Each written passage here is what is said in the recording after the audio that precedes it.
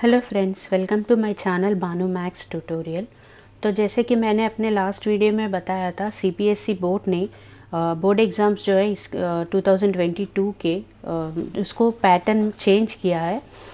दो टर्म्स में हमारे जो एग्ज़ाम्स है वो कंडक्ट किए जाएंगे। तो टर्म 1 जो है वो नवंबर दिसंबर में होगा, उसमें हमारे पूछे जाएंगे एमसीक्यूज़। तो लास्ट वीडियो में मैंने आपको एक्सप्लेन किया था first topic of the maths real numbers के इंट्रोडक्शन को, और अब हम देखेंगे कि उसके ऊपर कैसे हम एमसीक्यूज़ बना सकते हैं और कौन से एमसीक्यूज़ इम्पॉर्टेंट है। तो अगर आपको मेरा वीडियो पसंद आता है तो मेरे वीडियो को सब्सक्राइब कीजिएगा और बेल आइकन को प्रेस कीजिएगा ताकि मेरे वीडियो के नोटिफिकेशंस जो है आप तक पहुंच सके। और अगर मेरा एक्सप्लेनेशन पसंद आता है तो शेयर कीजिए, लाइक कीजिए, और अगर डाउट है तो कमेंट कीजिएगा। तो चलिए चलते हैं अपने वीडियो में। तो ये जो हमारा फर्स्ट क्वेश्चन हमारा जो है √7 इज़। तो √7 कौन सा नंबर है? It is an irrational number. √7 जो है हमारा वो एक इर्रेशनल नंबर है। Next question, if p by q is a rational number then q must be. तो अगर हमारा रैशनल नंबर का जो डेफिनीशन है वो क्या बताता है? एक नंबर जो p बाई क्यू फॉर्म में होना चाहिए और p और q दोनों ही इंटीजर्स होने चाहिए और q must B non zero. तो तब जाके हमारा p बाई क्यू जो है एक रैशनल नंबर बनेगा। तो ये हमारा आंसर है नॉन ज़ीरो होना चाहिए। नेक्स्ट क्वेश्चन जो है हमारा, is 4 power of n ends with a zero. 4 power of n, तो 4 जो इसका बेस है उसका हम प्राइम फैक्टर्स निकालते हैं, वो होता है 2 स्क्वायर। तो इस प्राइम फैक्टर में हमारे पास ओनली 2 है। तो अगर हमें कोई भी नंबर एंड विथ ज़ीरो होना है तो उसके प्राइम फैक्टर में 2 एंड 5 दोनों होने चाहिए। तो हमारा क्योंकि यहाँ पे 5 नहीं है तो ये जो 4 पावर n है वो ज़ीरो से एंड नहीं होगा। और हमारा नेक्स्ट क्वेश्चन है द प्राइम फैक्टर्स ऑफ 140। 140 के प्राइम फैक्टर्स बनाने हैं हमको। 270 ज़र, 235 ज़र, नेक्स्ट 5 7 ज़र। तो हमारा प्राइम फैक्टर बनता है 2 square into 5 into 7। 2 square into 5 into 7 is our option B. Next fifth question, the least prime number जो है वो हमारा होता है 2, और one and only even prime number भी जो है हमारा होता है 2। Next question is which of the following pair of numbers is coprime number. तो कौन से इसमें से दो है जो को प्राइम नंबर्स होते हैं? तो को प्राइम नंबर्स यहाँ पे हमारे हैं 15 और 16। क्योंकि 15 और 16 दोनों के अगर हम फैक्टर्स निकालते हैं तो दोनों में हमें मिलता है कॉमन फैक्टर 1 ओनली मिलता है। इसके अलावा कोई भी कॉमन फैक्टर जो है 15 और 16 का नहीं बनता। तो this 15 and 16 called the co-prime number. Next, about co-prime numbers, which of the following statement is false?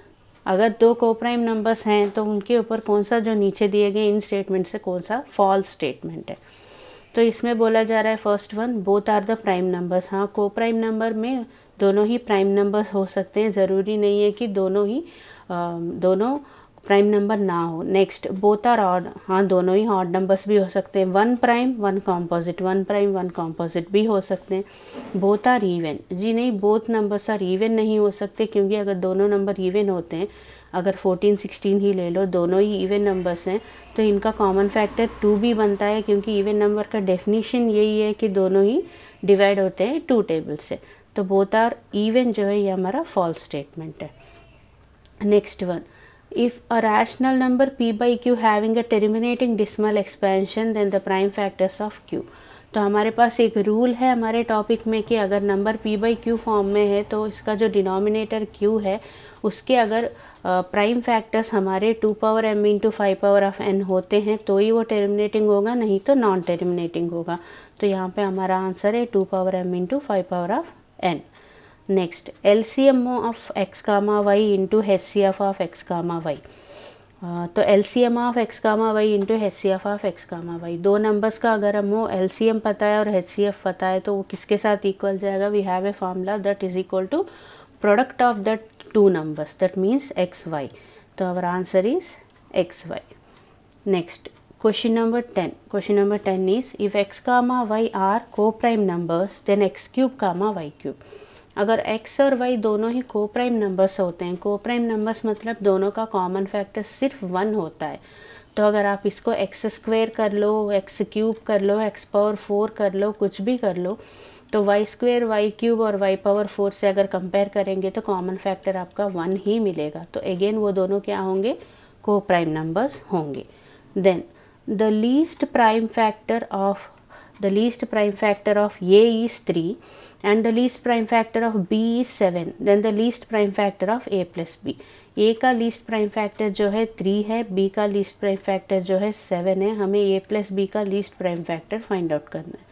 अगर A का लीस्ट प्राइम फैक्टर 3 है तो वो ये जो है वो एक ऑड नंबर है, अगर 7 है तो भी वो एक ऑड नंबर है, और ऑड प्लस ऑड यहाँ पे क्या होगा, हमारा इवन नंबर मिलेगा। तो ऑड प्लस ऑड क्योंकि इवन नंबर है तो इसका लीस्ट प्राइम फैक्टर क्या हो सकता है, 2 हो सकता है। तो ऑप्शन इज बी। नेक्स्ट हमारा क्वेश्चन है question number 12। Fundamental theorem of arithmetic says about this any one of this numbers. Fundamental theorem of arithmetic, तो फंडामेंटल थ्योरम ऑफ अर्थमेटिक का स्टेटमेंट क्या कहता है, a composite number can be uniquely expressed as a product of its prime factors. तो इसके में हम किसके बारे में बात कर रहे हैं, एक कंपोजिट नंबर के बारे में।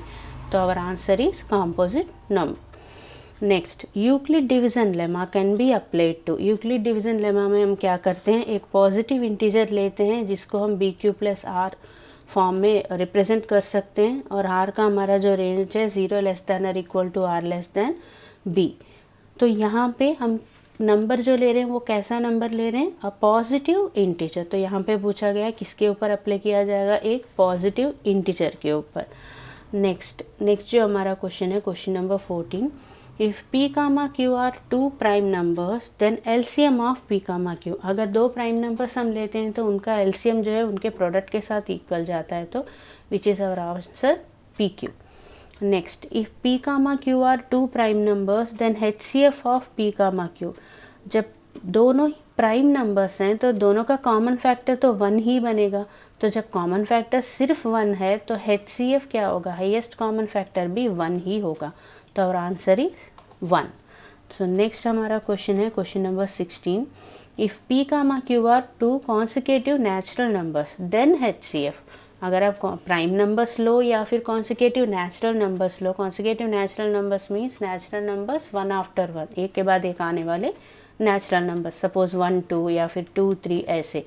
तो इन दोनों के बीच में हाईएस्ट कॉमन फैक्टर जो है वो सिर्फ 1 ही होगा, तो हाईएस्ट कॉमन फैक्टर भी 1 ही होगा। तो याद रखिए, अगर दोनों ही नंबर प्राइम नंबर्स हो या फिर दोनों ही नंबर कॉन्सिक्यूटिव नंबर्स हो, कॉन्सिक्यूटिव नेचुरल नंबर्स हो, तो दोनों का HCF जो है होता है 1 और दोनों का LCM होता है प्रोडक्ट ऑफ दैट 2 नंबर्स।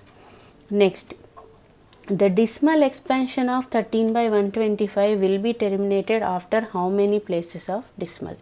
तो कितने प्लेसेस के बाद ये जो 13/125 है ये टर्मिनेट हो जाएगा। तो हमें डिवाइड करने की ज़रूरत नहीं है, हमारे पास एक और मेथड भी है जिसमें हम लोग क्या करते हैं, पहले जो है इसका डिनोमिनेटर 125, इसका जो है हम लोग प्राइम फैक्टर्स निकालते हैं, 125 के प्राइम फैक्टर्स। तो 5 25 ज़र और 5 5 ज़र और 5 1 ज़र, तो ये कितना हो गया, 13/125 के बदले हम लिख सकते हैं 5 क्यूब। तो क्योंकि डिनोमिनेटर में 5 क्यूब है, अगर हमको 10 होगा डिनोमिनेटर में तो हम इजीली वहाँ पे विदाउट अ डिवीज़न हम लोग क्या है डिसिमल पॉइंट को फाइंड आउट कर सकते हैं। तो इसको 10 करने के लिए हम इसे 2 क्यूब बाई 2 क्यूब से मल्टीप्लाई करेंगे। तो 13 into 2 cube, 13 into 2 cube by ये बन जाएगा 10 cube. 13 into 2 cube is a 104। तो क्योंकि डिनोमिनेटर में 10 क्यूब है तो हमारा कितने डिसमल्स के बाद ये पॉइंट आएगा, हमारा 3 डिसमल्स के बाद हमारा जो है पॉइंट आएगा। Next question number 18। If HCF of 65 and 117 is expressible in the form of 65m minus 117 then the value of m। तो ये जो HCF है 117 और 65 का, ये हमें बोल रहा है कि वो बनता है 65m माइनस 117। तो m का वैल्यू फाइंड आउट कीजिए। तो हम लोग क्या करेंगे, पहले इसका HCF हम फाइंड आउट करेंगे, फिर उसको 65m माइनस 117 के साथ इक्वल करेंगे। तो 117 डिवाइडिंग विथ 65 1 ज़र 65 तो हमारा बैलेंस कितना बच गया 52। फिर इस 52 को हम लेंगे डिवाइड करेंगे 65 से, तो 52 1 ज़र 52, फिर बैलेंस बच जाता है 13, फिर 52 ले लिया हमने तो 13 4 ज़र 52, रिमाइंडर 0 आ गया। तो यहाँ पे हमारा क्या है, जो 13 है वो हमारा जो है यहाँ पे HCF बनता है 13। तो हम लोग क्या करेंगे, यहाँ पे 65m minus 117 is equal to 13, तो 65m is equal to 13 plus 117, so 65m is equal to कितना हुआ 130, m is equal to 130 by 65, ये कट होता है हमारा 2 टाइम्स, तो हमारा आंसर है 2। नेक्स्ट जो हमारा क्वेश्चन है, the decimal expansion of every rational number is, rational number का जो डिसिमल एक्सपेंशन है वो हमारा या तो टर्मिनेटिंग हो सकता है या फिर नॉन टर्मिनेटिंग में रिपीटिंग हो सकता है। तो पहला ऑप्शन सिर्फ टर्मिनेटिंग दिया है, next one non terminating repeating दिया है, ये दोनों ही हो सकते हैं। तो हम लोग दो आंसर्स तो टिक नहीं कर सकते। तो नेक्स्ट आंसर देखते हैं क्या दिया है, नॉन टर्मिनेटिंग नॉन रिपीटिंग तो नहीं होता, ये तो एक इर्रेशनल नंबर होता है। नेक्स्ट either टर्मिनेटिंग और है non terminating repeating, yes either terminating और नॉन टर्मिनेटिंग रिपीटिंग, दोनों ही इसमें कंडीशन में हमारा जो है वो नंबर एक रैशनल नंबर होगा। Next, a proof that √2 is an irrational number based on the technique called, तो हम जो प्रूफ करते हैं √2 को एक इर्रेशनल नंबर बताते हैं, उस प्रूफ में हम जो टेक्निक यूज़ करते हैं उसका नाम हमें चाहिए, तो वो टेक्निक कहलाता है प्रूफ बाय कॉन्ट्रडिक्शन। ये हमने सीखा था 9th क्लास में कि अगर कोई भी थ्योरम दिया जाता है उसको प्रूफ करने के 2 मेथड्स होते हैं, एक होता है डायरेक्ट मेथड, एक होता है इनडायरेक्ट मेथड। तो जब हम इनडायरेक्ट मेथड में प्रूफ करते हैं तो वहाँ पे हमारा एक कॉन्ट्रडिक्शन मिलता है, जिसकी वजह से हम कहते हैं कि जो हमारा एजम्पशन है वो जो है रॉन्ग है, तो हम लोग उसके दिए हुए स्टेटमेंट को राइट कह देते हैं।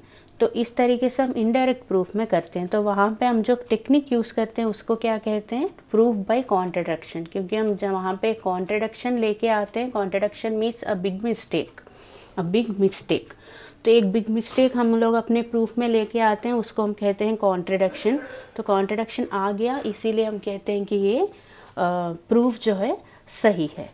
ओके, तो अगर आपको मेरा वीडियो पसंद आता है तो मेरे वीडियो को लाइक कीजिए, शेयर कीजिए, और अगर कोई भी डाउट है तो कमेंट ज़रूर कीजिएगा। तो इस वीडियो में मैंने कुछ MCQs बताए हैं, बाकी आप खुद से बना सकते हैं। मेरा इंट्रोडक्शन का वीडियो आप देखिए, उसमें से आप खुद से कुछ MCQs और प्रिपेयर कर सकते हैं।